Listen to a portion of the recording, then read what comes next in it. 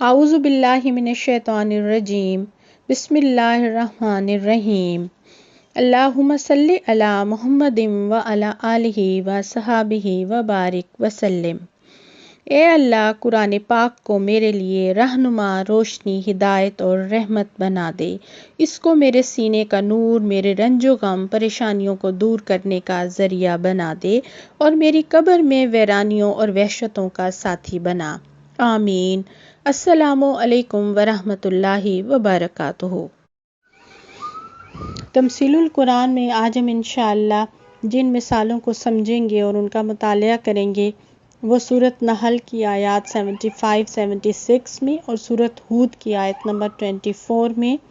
اور سورۃ نحل کی ہی آیت نمبر 112 میں بیان ہوئی ہیں۔ پہلی جو مثال ہے وہ سورۃ نحل کی آیات نمبر 75-76 اور سورۃ ہود کی آیت نمبر 24 میں بیان ہوئی ہے، جس میں اللہ تعالیٰ نے مشرک اور ایمان والوں کا موازنہ کیا ہے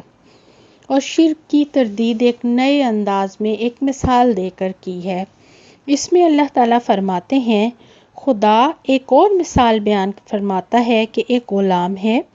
جو دوسرے کے اختیار میں ہے اور کسی چیز پر قدرت نہیں رکھتا، اور ایک ایسا شخص ہے جس کو ہم نے اپنے ہاں سے مال طیب عطا فرمایا ہے اور وہ ان میں سے پوشیدہ اور ظاہر خرچ کرتا رہتا ہے۔ تو کیا یہ دونوں شخص برابر ہیں؟ ہرگز نہیں۔ الحمدللہ، لیکن ان میں سے اکثر لوگ سمجھ نہیں رکھتے۔ اس آیت کریمہ میں اللہ تبارک تعالیٰ نے شرک کو ایک مثال سے سمجھایا ہے کہ ایک شخص جو غلام ہے وہ مالک کی کسی چیز کو بھی اپنی مرضی سے خرچ نہیں کر سکتا، آزاد نہیں ہے، خود مختار نہیں ہے بلکہ مجبور ہے۔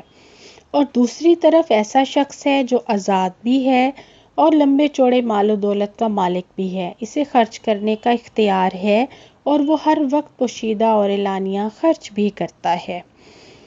ابن عباس رضی اللہ تعالیٰ عنہ فرماتے ہیں کہ یہ کافر اور مومن کی مثال ہے، پس ملکیت کے غلام سے مراد کافر اور اچھی روزی والے اور خرچ کرنے والے سے مراد مومن ہے۔ یعنی کہ مومن ایک آزاد شخص ہے جس کے پاس طیب مال ہے اور اسے وہ ہر وقت خرچ بھی کرتا ہے، جبکہ کافر کی حیثیت ایک غلام کی سی ہے، وہ مجبور ہے اور وہ اپنا مال اللہ کی راہ میں خرچ نہیں کر سکتا، اس لیے وہ خود مختار بھی نہیں ہے اور آزاد بھی نہیں ہے۔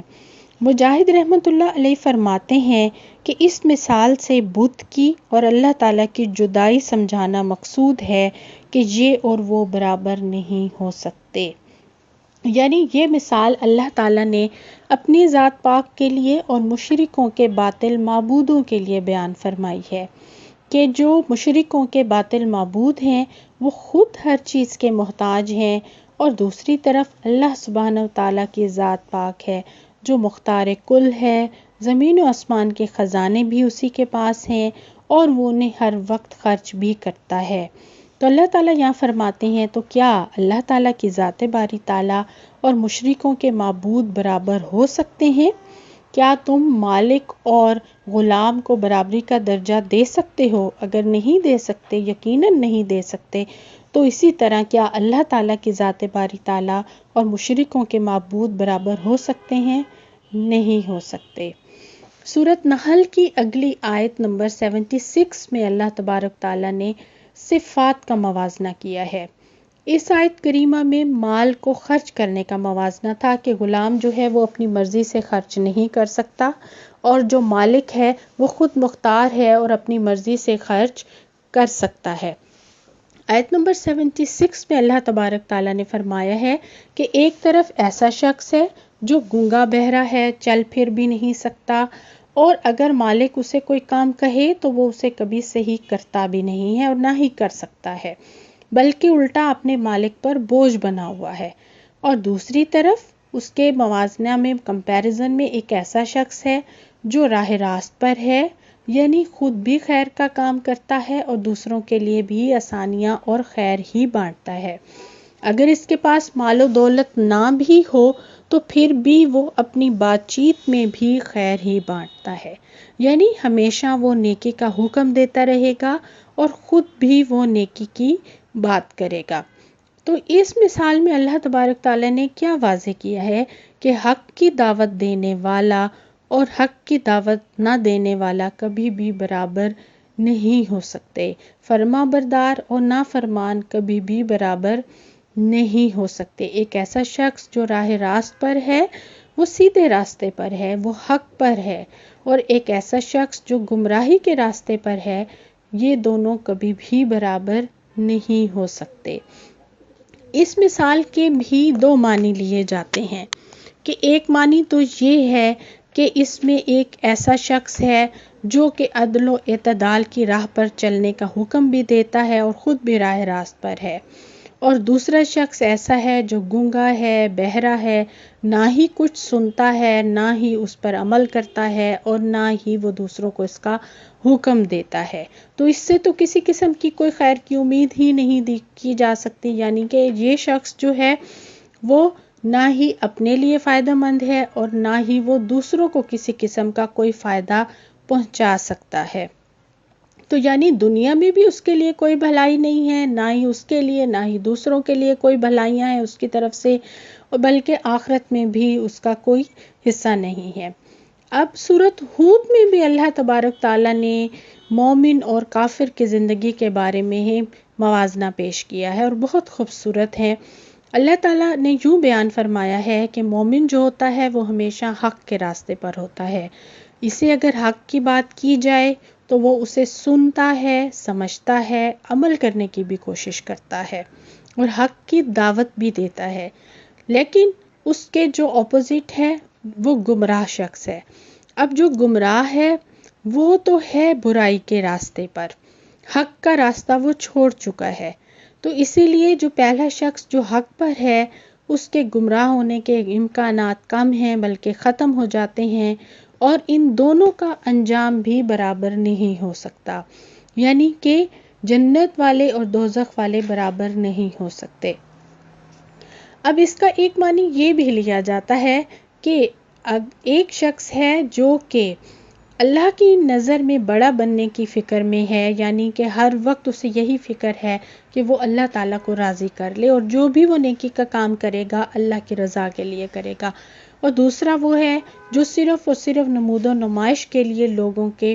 واہ واہ وصول کرنے کے لیے نیکی کے کام کرے گا، تو ایسے دونوں شخص بھی برابر نہیں ہو سکتے۔ اللہ تبارک تعالیٰ سے ہمیں ہمیشہ دعا کرنی چاہیے کہ اللہ تعالیٰ ہمیں سیدھے راستے پر رکھے، ہمارا خاتمہ ایمان پر کرے اور ہمیں ہر قسم کے شرک سے محفوظ رکھے، آمین ثم آمین۔ اس کے بعد ہم نے جو مثال پڑھنی ہے وہ سورۃ النحل کی آیت نمبر 112 میں بیان کی گئی ہے، اور اس میں اللہ تبارک تعالیٰ نے ہمیں تنبیہ کی ہے کہ کفران نعمت کرنے والوں کا جو انجام ہے وہ کس قدر بھیانک ہو سکتا ہے، اسی لیے ہمیں ناشکری سے بچنا چاہیے، اور اللہ تعالیٰ ہمیں شکر گزار بندوں میں شامل فرمائے، آمین۔ اب اس آیت کریمہ میں اللہ تعالیٰ نے ایک بستی کی مثال دے کر سمجھایا ہے، یعنی ایک بستی کو بطور مثال پیش کیا ہے کہ وہ بستی والے جو تھے وہ امن سے رہتے تھے۔ اب وہ بستی کون سی تھی؟ کہتے ہیں وہ بستی مکہ کی تھی۔ ہر قسم کی نعمت سے وہ مالا مال تھے، ہر طرف سے ان کو پاس رزق آتا تھا، اور حضرت ابراہیم کی دعا کی وجہ سے ہر طرف سے اشیاء خوردنی اور پھل وغیرہ جو تھے وہ مکہ پہنچ جایا کرتے تھے، یعنی وہاں پہ کوئی بھی درخت نہیں اگتا تھا، کوئی غلہ نہیں پیدا ہوتا تھا، لیکن پھر بھی ان کے ہاں کسی قسم کی نعمت کی کوئی کمی نہیں تھی، اور اس وقت وہ امن و چین کی زندگی بسر کرتے تھے جب عرب بھر میں ہر وقت ہر طرف لوٹ مار اور قتل و غارت کا بازار گرم تھا۔